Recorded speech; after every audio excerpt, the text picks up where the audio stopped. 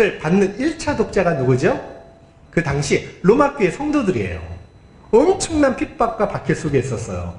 그러니까 생사의 갈림길에 있고요. 풍전등화 같은 그런 목숨이 위태로운 그런 지경에 놓여 있었어요. 그런데 이 마가복음을 통해서 아무리 극한 상황이 온다 할지라도 주님에 대한 믿음만 붙들 수 있다면 모든 문제를 해결받고 부활의 소망과 기쁨을 얻게 될 것을 격려하기 위해서 쓴 게 마가복음이에요. 근데 이거는 1차 그 로마교회 성도들만이 아니라 모든 다가오는 시대, 그죠? 성도들 또 교회에 주시는 하나님의 말씀이기도 하죠. 정말 오늘 이 말씀이요, 저와 여러분에게 피가 되고 살이 되는 믿음의 역사가 일어나시기를 주의 이름으로 축복합니다. 우리 22절 말씀을 보고 한번 시작해 볼게요. 자, 시작. 회당장 중에 하나인 야이로라 하는 이가 와서 예수를 보고 발 아래 엎드리어. 여기 보니까 회당장 야이로라는 자가 예수님 앞에 엎드려서 지금 간구한 거예요. 우리는 회당장이 익숙하지가 않아요. 그런데 여러분, 유대 나라는 회당장이 있고 회당이 있어요. 이게 언제부터 시작되냐면 바벨론 포로 생활할 때, 70년 포로 생활하죠. 그때 만들어진 거예요.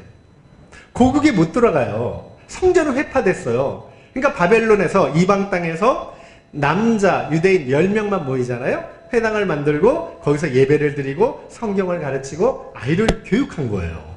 그렇게 시작된 거예요. 회당에서 제일 높은 사람이 회당장이에요. 밑으로요, 2인자인 그 합잔이라고 표현하는데요. 그러니까 회당장을 보조하는 사람이 있고요. 또 율법 교사 랍비가 있어요. 근데 이 회당장이요, 모든 예배를 주관하고 또 성경 낭독자를 선택하고 랍비를 선택할 수 있는 권한이 있는 거예요. 대단히 큰 권한이 있죠. 회당 건물을 관리하고 예배 순서를 정하고 나중에는 사회 전반적인 문제까지 해결하는, 그러니까 아주 놀라운 명예직이에요. 사람들이 뽑은 거예요. 그래서 무사람들에게 그 신뢰와 존경을 한 몸에 받고 있던 사람이 회당장이었다는 거예요. 그런 회당장이 지금 어떻게 해요? 주님 앞에 나와서 간구하고 있어요. 이유는 뭐예요? 자기 딸이 죽어가는데 와서, 그죠? 예, 몸에 손을 대고 살려달라는 이야기예요. 여러분, 그것도 수많은 사람들이 보는 가운데 엎드려 겸손하게 간구하고 있어요. 이거는 딸 문제만이 아니에요. 여러분, 주님에 대한 확고한 믿음이 없으면 이건 불가능한 일이에요. 그 당시에도요, 딸이 죽어가는 사람이 많았을 거고요. 근데 회당장만 찾아와서 그렇게 믿음으로 간구했다는 뜻이에요. 이 회당장이 예수님 앞에 엎드려 원어를 보니까 언제 사용되냐면요. 여러분, 동방박사들이 황금, 유양, 모략을 가지고 아기 예수님께 와서 경배를 드려요. 구주 탄생을 기뻐하면서 그때 사용된 단어예요. 그리고 군대 귀신 들린 자들이요, 예수님 앞에 엎드리면서 뭐라 그래요? 하나님의 아들이요, 이러면서 이제 고백하죠. 그때 쓰였던 단어예요. 그러니까 이 회당장은요, 분명히 예수님 앞에 엎드린 행동이 예수님을 신적 권위를 가진 그런 귀한 분으로 알고 경외심을 표현하고 엎드려 간구했다는 뜻이에요. 여러분, 보통 믿음이 아니라는 거죠. 이렇게 믿음은요, 정말 내가 가지고 있는 모든 체면, 품위, 모든 걸 벗어 던지게 만드는 놀라운 힘이 있어요. 여러분, 회당장이면 대수이고 대통령이면 대수냐는 거예요. 우리 천지를 창조하신 하나님의 아들 앞에, 주님 앞에 나오는데 여러분, 그것이 무엇이 장애가 되겠냐는 거죠. 지금도 체면이라는 게요, 응답받지 못하게 하는 아주 커다란 장애물이 돼요. 체면 때문에 기도를 잘 못해요. 자꾸 옆에 사람을 의식해요. 그러니까 형식에 치우칠 가능성이 높아요. 그런데 정말 하나님의 응답과 은혜를 받으려면 야이로처럼 믿음으로 체면을 벗어버리고 오늘도 이 시간 주님 앞에 겸손히 무릎 꿇는 복된 시간이 되시기를 주의 이름으로 축복합니다.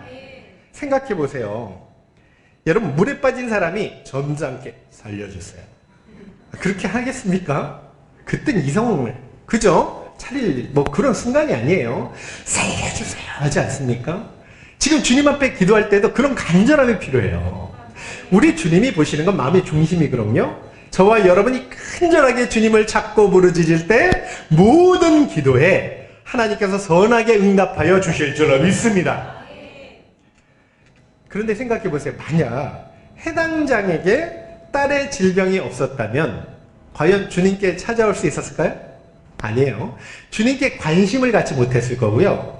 또 뿐만 아니라 또 주님을 찾지 않았을 거고 주님에 대한 믿음도 갖지 않았을 거예요. 딸의 질병 때문에 해당자는 주님께 관심을 가졌잖아요. 그래서 여러분, 내게 문제가 있다는 것 제가 부탁할게요. 오히려 그게요, 주님을 간절히 찾을 수 있는 축복의 도구라는 걸 믿으시기를 주의 이름으로 축복합니다.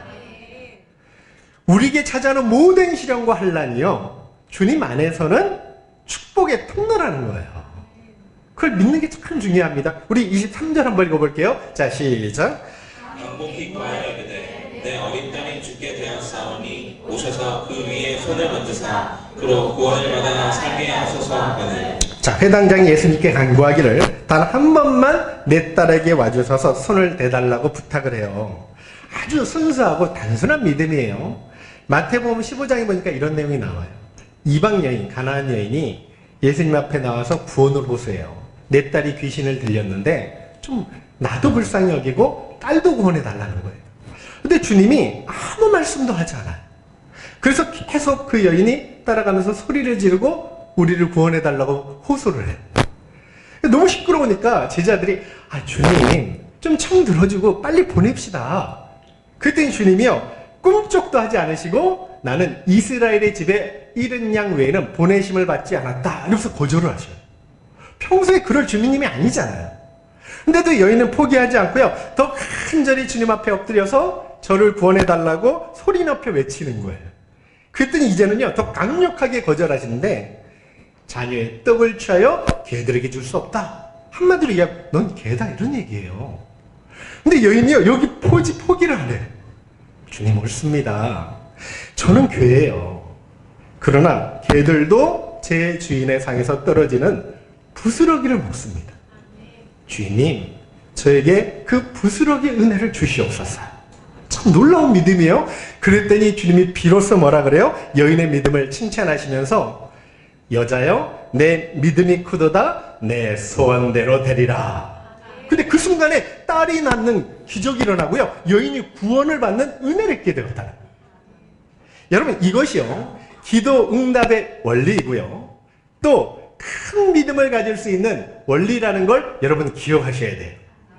만약 가나안 여인이요, 참 주님의 기도를 거절당했을 때 포기했다면 어떻게 됐을까요? 그냥 낙심한 채 돌아갔겠죠. 또 큰 믿음으로도 인정받지 못했겠죠. 그런데 여러분, 그 여인은 끝까지 간절히 주님 앞에 붙들고 매달려서 큰 믿음이라고 인정받고 마음의 소원을 이룰 수 있다는 그런 말씀이죠. 아직도 응답받지 못한 기도 제목이 있을 수 있어요. 주님이 뭘 봐요? 우리 인내하는 믿음을 봐요. 포기하지만 않는다면, 주님의 기도의 약속에 대한 말씀만 믿을 수 있다면 반드시 하나님께서 선하신 때, 최선의 때 저와 여러분의 기도에 응답하여 주실 줄로 믿습니다. 요한복음 15장 7절에요. 너희가 내 안에 거하고 내 말이 너희 안에 거하면 무엇이든지 원하는 대로 구하라. 그리하면 이루리라. 그러니까 우리가 주님의 뜻대로 구하면 모든 걸 다 이루어 주신다. 24절 한번 읽어볼게요. 자, 시작. 이에 그와 함께 가실새 큰 무리가 따라가며 내왔사옵니다. 여기 보니까요, 야이로의 청을 들어준 거잖아요. 야이로 따라서 그 집으로 가고 있어요. 야이로는 신바람 났겠죠? 이제 딸은 살았다 안도했을 거예요. 그런데 모든 일이 예상대로 안 돼요. 집으로 가는 도중에 믿음의 큰 시련을 만나요. 35절입니다. 자, 시작. 아직 예수께서 말씀하실 때 회당장의 집에서 사람들이 와서 회당장에게 이르되 당신의 딸이 죽었나이다. 어찌하여 선생을 더 괴롭게 하나이까. 그 과정에서 어떤 일이 벌어지냐면 12의 혈루증 여인을 고치는 사건이 일어나요. 이건 다음 주에 나눌 거거든요. 시간이 그러면서 지체되면서 집에서 사람이 왔는데 딸이 이미 죽었다는 거예요. 아니, 생각해보세요. 주님만 동행하면 모든 것이 다 잘 될 줄 알았어. 자기 딸은 살 줄 알았어요. 이건 자기 생각이죠. 그런데 죽었대요. 어떻게 보면 자기 소망이 끊어져 버린 거예요. 여러분, 믿음을 포기할 만큼 큰 시련이 온 거 아니에요? 우리가 그 입장이 돼보세요. 어떨까요? 주님을 원망하지 않겠어요? 아니, 주님 함께 가면 다 될 줄 알았는데 이게 뭡니까? 불평하지 않겠어요? 여러분, 성경은요, 주님과 함께 한다고 풍랑이 없거나 믿음의 시련이 없다고 말씀하신 적은 없어요. 수많은 믿음의 선진들을 보니까 하나님과 동행했던 아브라함, 이삭, 야곱, 요셉, 다윗, 또 모두 믿음의 사람들인데 그래도 고난이 있고 어려움이 있었어요. 물론 하나님이 함께하니까 모든 걸 합력하여 선을 이루어 주셨고요. 그리고 마침내 복을 얻게 되었어요. 그러나 그 복을 얻기까지는 여러분, 시련 속에 괴로움을 당하고 또 아픔이 있기도 해요. 그러나 믿음으로 이겨내면 반드시 복을 차지하게 될 줄로 믿습니다. 여러분, 해당장에게 찾아오는 믿음의 시련은 우리에게도 찾아올 수 있어요. 저도 많이 경험해요. 기도하는데 일이 더 꼬여가는 것 같을 때가 있어요. 이건 내 생각이에요. 신의 한 수라는 거 들어봤죠? 그죠? 네, 신의 한 수. 바둑 둘 때 아주 중요하지 않습니까? 여러분, 우리가 100가지의 생각을 할지라도 신이 한 수 두면 끝나는 거예요. 여러분, 그럼 왜 하나님께서는 사랑하는 성도들에게 믿음의 시련을 허락할까? 신명기 8장 2절 3절 한번 보실래요? 자, 시작. 네, 신명기 8장 2절 3절인데요. 우리 한번 같이 한번 읽어볼게요. 성경 한번 보시겠어요? 신명기.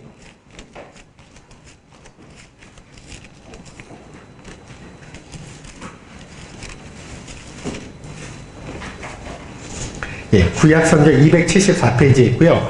신명기 8장 2절 3절 말씀입니다.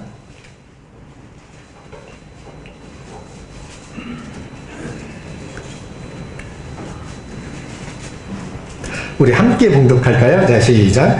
네, 하나님 여호와께서 이 40년 동안에 내게 광야길을 걷게 하신 것을 기억하라. 이는 너를 낮추시며 너를 시험하사 내 마음이 어떠한지 그 명령을 지키는지 지키지 않는지 알려 하심이라. 너를 낮추시며 너를 줄이게 하시며 또 너도 알지 못하며 내 조상들도 알지 못하던 만나를 내게 먹이신 것은 사람이 떡으로만 사는 것이 아니요 여호와의 입에서 나오는 모든 말씀으로 사는 줄을 내가 알게 하려 하심이니라. 자, 이것 때문에 믿음의 시련을 주신대요. 그러니까 정말 우리 마음을 알고 싶은 거예요. 너 나 사랑하니? 이게 드러나지 않을 때 모르잖아요. 그리고 사람이 떡으로만 사는 게 아니에요. 육체적인 떡이 아니라 하나님의 말씀으로 사는 존재라는 걸 깨닫게 해주시기 위해서. 여러분, 마음을 또 우리 겸손케 만들고 내 믿음의 현주소를 보게 해요. 시련을 만날 때 내 믿음이 이것밖에 안 됐구나 깨닫게 되지 않습니까? 다시 겸비하잖아요. 그리고 더 굳건한 믿음을 갖게 하려고 믿음의 시련을 허락하여 주시는 줄로 믿습니다. 온실 속에 자란 화초나 나무는요, 환경이 조금만 나빠지면 시들어 죽어요. 튼튼한 화채가 되려면 처음부터 밖에서 온갖 풍상을 맞아야 돼요. 그래야 믿음의 뿌리를 내릴 수 있는 거예요. 여러분, 우리 믿음도요, 그냥 자라가는 게 아니에요. 여러 가지 시련의 풍상을 맞아야 굳건한 믿음으로 성장한다는 걸 여러분이 굳게 믿으시기를 주의 이름으로 축복합니다. 또 중요한 이유가 있어요. 시련을 왜 허락하시냐? 여러분, 야이로에게 더 큰 영광을 경험하신. 보세요. 야이로가 죽어가는 딸을 고침받는 것보다 죽은 딸을 살리는 부활의 영광을 경험하는 게 더 큰 은혜 아니에요? 그렇잖아요, 그죠? 이런 기적적인 놀라운 은혜를 경험케 하시려고 하나님께서 선하게 지금 믿음의 시련을 그에게 허락하셨다는 거예요. 언제나 선하신 뜻이 있어서 우리에게 고난이 오기도 하고요, 시련이 오기도 하고요. 하나님은 우리를 시험하시지만 우리가 감당하지 못할 시험을 주시지 않아요. 감당할 시험만 주시고 시험 당할 즈음에 능히 피할 길을 내시고요, 또 우리에게 지혜와 능력 주셔서 모든 걸 극복하게 하여 주실 줄로 믿습니다. 우리 36절 한번 읽어볼게요. 자, 시작. 예수께서 그 하는 말을 곁에서 들으시고 해당장에게 이르시되 두려워하지 말고 믿기만 하라 하시고. 여기 보니까 딸이 죽었어요. 자, 믿음이 흔들리는 순간이에요. 그죠? 근데 뭐라 그래요? 두려워 말고 믿기만 해라. 주님이 말씀으로 그의 믿음을 붙들어 주신 건데요, 저와 여러분이 그 위치에 있었다면 주님이 이제 끝난 것 같아요. 모든 상황은 두려워 말고 믿기만 하라. 그럼 여러분 어떡하시고? 여러분 소원합니다. 우리 참소만교회는 아멘으로 응답하시기를 주의 이름으로 축복합니다. 주님께서는 이미 야이로의 딸을 살릴 계획이 있었거든요. 근데 중요한 거는 해당장 야이로의 믿음이에요. 믿음을 요구하는 거예요. 여러분 오늘도 마찬가지예요. 우리를 언제나 도울 준비를 하고 기다리고 계셔요. 중요한 건 저와 여러분의 믿음이에요. 우리가 두려워 말고 믿기만 하면 야이로에게 주신 은혜를 저와 여러분에게 허락하시는 은혜를 주실 줄로 믿습니다. 그게 중요한 거예요. 사실 믿음만 있으면요, 하나님께서 얼마든지 우리를 돕게 만드실 수 있어요. 여러분 홍해 같은 문제도 바다에 길을 내게 하실 수도 있고요, 사막에 샘이 흐르게 할 수도 있고요. 우리 생각으로는 안 돼도 하나님은 가능하시니까. 39절 한번 읽어볼게요. 자, 시작. 들어가서 그들에게 이르시되 너희가 어찌하여 떠들며 우느냐 이 아이가 죽은 것이 아니라 잔다 하시니. 자, 아이가 뭐라 그래요? 죽은 게 아니라 잔대요. 죽은 거 맞아요? 틀려요? 죽었잖아요. 근데 잔다고 말씀해요. 주변 사람들이 비웃어요. 죽었으니까. 죽음 앞에 주님과 사람들의 반응이 전혀 다르지 않습니까? 그러면 왜 죽은 사람을 잔다고 표현했을까요, 주님이?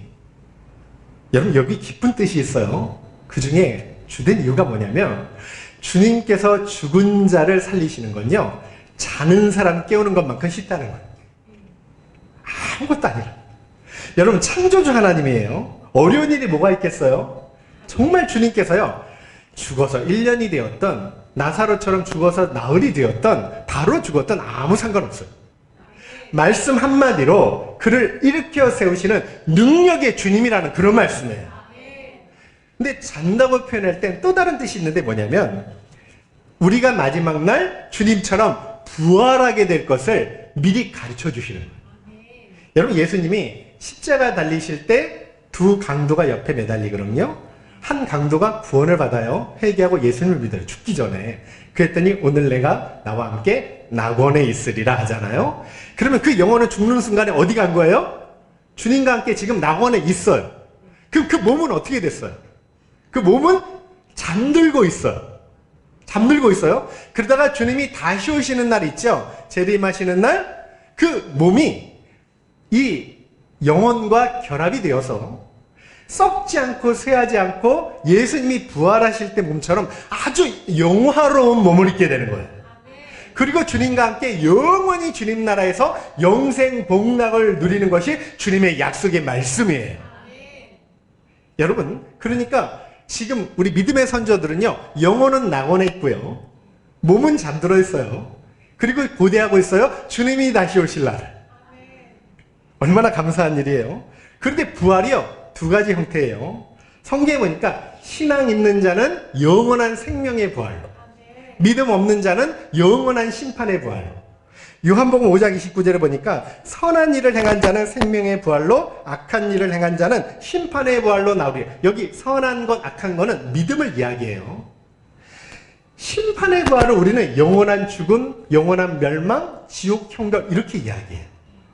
그러니까 생명의 부활은 또 주님과 함께 그의 나라에서 영원히 복락을 누리며 행복하게 사는 삶을 이야기해요. 소원해요. 한 사람도 빠짐없이 마지막 날 생명의 부활로 나오실 수 있기를 주의 이름으로 축복합니다. 여러분 40절 한번 볼게요. 자, 시작. 그들이 비웃더라. 예수께서 그들을 다 내보내신 후에 아이의 부모와 또 자기와 함께한 자들을 데리시고 아이 있는 곳에 들어가사. 자, 딸이 죽은 지 몇 시간이 지났겠죠. 색깔이 변했겠죠. 그리고 또 몸도 식었겠죠. 몸은 굳어 있을 거예요. 그러니까 죽은 거죠. 그런데 사람들이 비웃는 거예요. 잔다 그러니까. 그들을 다 내보내셔요. 이게 믿음의 원리인데요. 주님은 기적을 행하실 때 그 현장에 믿음 있는 사람과 함께 하기를 기뻐하신다는 뜻이에요. 이 부모가요, 참 야이로가 믿음이 있어요. 두려워 말고 믿기만 했더니 정말 두려워하지 않고 믿기만 했어요. 따라오는 거예요. 그랬더니 그 부모를 데리고 또 수제자 있죠? 야고보, 또 요한, 또 베드로를 데리고 그곳에 들어가서 기적을 일으키죠. 여러분, 끝까지 믿음을 잃지 않는 사람을 기적의 현장에 참여하셔서 목도하게 한다는 걸 우리가 알 수 있다는 그런 말씀이죠. 41절 한번 읽어볼게요. 자, 시작. 그 아이의 손을 잡고 이르시되 달리다고 하시니 번역하면 곧 내가 내게 말하노니 소녀야 일어나라 하시리라. 여기 보니까 달리다금 아람어인데요. 자, 소녀의 손을 잡고 말씀하신 거예요. 예수님은 전능하셔서 사실은요, 말씀만 해도 나요. 살아나요. 근데 굳이 손을 잡고 했어요. 여러분 왜 그런지 아세요? 죽은 나사로 있잖아요. 시체가 부패됐어요. 나흘이나 됐어요. 근데 나사로야 나오너라 했더니 살아나왔어요. 말씀만 해도 돼요. 그리고 율법에 이 시신을 만지면 부정하게 돼요. 그러니까 금하고 있어요. 근데 예수님 만졌잖아요. 그죠? 왜 그러셨을까? 야이로가 예수님께 처음 와서 엎드려 기도할 때 기도 제목이 뭐예요? 주님이 일단 우리 집에 찾아오셔서 아이의 손에 손을 얹고 그러면 살아난다는 거예요. 주님이 아주 친절하게 야이로의 기도대로 응답하셨다는 그런 말씀이에요. 저와 여러분의 기도대로 응답하시고요. 더 큰 은혜로 허락하여 주실 줄로 믿습니다. 그렇게 좋으신 분이 우리 주님이에요. 예수님은 아이를 깨울 때 달리다 구음했어요. 아람어예요. 그런데 유대인들의 언어는 히브리어예요. 그리고 신약 성경을 기록할 땐 헬라어예요. 그러면 아람어가요, 마가복음을 지금 받는 1차 수신자가 지금 로마교회 성도라 그랬죠? 그들은 아람어를 잘 몰라요. 그래서 아주 친절하게 성경 오늘 보니까 가로 열고 옆에 의역하고 번역해 놨어요. 이것은 소녀야 일어나라 이런 뜻이라. 이런 말씀이 의미가 여기 있는 거예요. 여러분, 당장 야이로나 그의 아내는 만약에 그 딸이 잠들어 있으면 아침마다 어떻게 해요? 야, 이제 일어나야지. 이렇게 깨우지 않습니까? 우리 주님이 그런 마음으로 달리달금 소녀야 이제 일어나야지.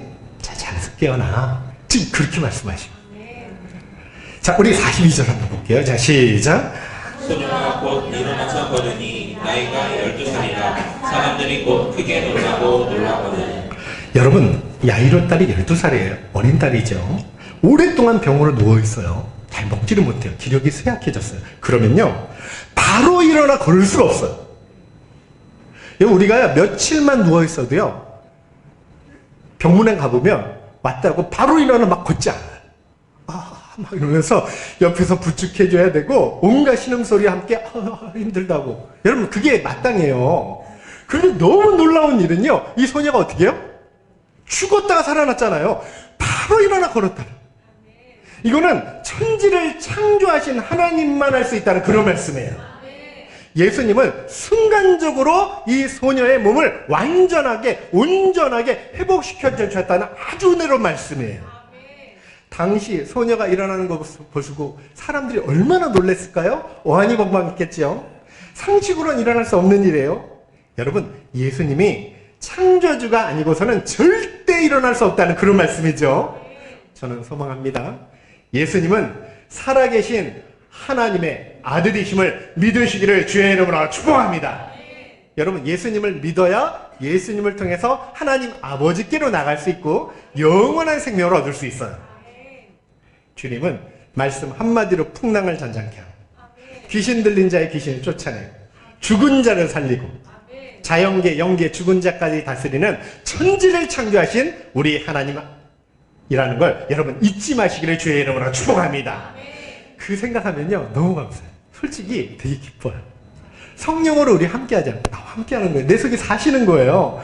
여러분 그렇게 위대하신 분이 내가 기도하면 다 들어주신다는 거예요.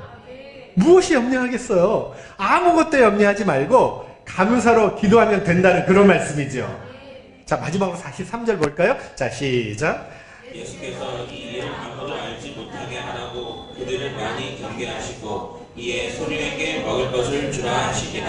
여러분, 여기 보니까 주님이 살아난 딸에게 먹을 걸 주라 그랬어요. 왜 먹을 걸 주라 그랬죠? 물론 뭐 잘 먹지 못했겠죠. 그런 게 그게 아니에요. 지금 소녀가 살아났다는 걸 얘는 혼령이 아니라는 거예요. 유령이 아니라는 거예요. 여러분, 먹는다는 건 사람만 할 수 있잖아요. 예수님이 부활하신 다음에 제자들에게 나타났어요. 제자들이 예수님이 살아나니까 깜짝 놀라서 유령이다 이렇게 의심하고 있었어요. 그때 예수님이 내 손과 발을 보고 나인 줄 알라. 또 나를 만져봐라. 영은 살과 뼈가 없지만 너희 보는 것처럼 나는 살과 뼈가 있다. 그리고 여기 먹을 거 없니? 그러더니 구운 생선 한 토막을 드셔요. 부활하신 주님이 육체로 부활하셨다는 걸 우리에게 증거해 주시는 말씀이에요. 주님께서 소녀에게 음식을 주라는 건 완전히 살아나고 치유되었다는 걸 선포하시는 이야기예요. 중국 선교사 허드슨 테일러 선교사님이 중국에 처음 갈 때 범선을 타고 갔는데 항해 도중에 이 야만인들, 그러니까 식인종들이 사는 섬 근처에서 갑자기 바람이 불지 않는 거예요. 그러니까 배가 그대로 떠밀려 가고 있는 거예요. 야만인들 사는데. 너무 위기 속에 있었죠. 그때 야만인들은요, 이제 축제를 벌일 그 준비를 하고 있는 거예요. 함성을 지르면서. 근데 선장이요, 선교사님한테 기도 부탁을 했어요. 선교사님, 하나님께 좀 기도해서 바람 좀 일어나게 해주세요. 그랬더니 그 선교사님이, 테일러 선교사님 그랬대요. 그럼 좋습니다. 돛을 펴세요. 그리고 바람을 일으킬 준비를 하세요. 믿음으로 피라는 거죠. 근데 바람도 불지 않는데 지금 돛을 펴면 저 비웃음거리 됩니다. 안 돼요 하고 거절했어요. 그래서 선교사님, 그럼 나도 기도 안 할래요? 그랬다는 거예요. 그랬더니 이제 믿음으로요, 정말 선장이 말을 듣고 돛을 폈어요. 그리고 선실에 들어가서 선교사님 기도하는 거예요. 그런데 조금 있다가 선장이 문을 세차게 두드리는 거예요. 선교사님, 아직도 바람이 불라고 기도하고 계셔요? 이제 좀 그만 기도하세요. 바람이 너무나 세차게 불고 있어요. 이게 실제적인 일이잖아요. 여러분, 두려움을 없애는 방법은요, 유일한 방법은 주님의 말씀을 굳게 믿는 것을 여러분 꼭 기억하시기를 주의 이름으로 축복합니다. 아무리 어려운 시련이 와도요, 주님의 약속을 기억했으면 좋겠어요. 우리 주님께는 너무 늦어서 해결하지 못할 문제가 없고요. 또 내 앞에 바다가 갈라지지 않으면 찬송 가사대로 내가 바다 위를 걸어갈 수 있는 은혜도 주실 줄로 믿습니다. 지체된 일 때문에 더 큰 영광을 경험하게 하시는 분이 우리 주님이셔요. 주님 안에 잘못되지 않는다는 거예요. 우리가 야이로처럼 두려워하지 않고 끝까지 주님을 붙들 수만 있다면, 야이로 가정이 초상집에서 잔치집으로 변화된 것처럼 전화위복의 은혜를 저와 여러분의 가정에 부어주실 줄로 믿습니다. 여러분, 그런 은혜를 놓치지 않고 믿음으로 받아 누리는 복된 믿음의 가정이 다 되시기를 주의 이름으로 축복합니다. 오늘도 이 말씀을 믿음으로 받고 찬양하고 기도했으면 좋겠어요. 우리 다 같이 이 시간 일어나셔서 찬양하고 기도하기를 원합니다.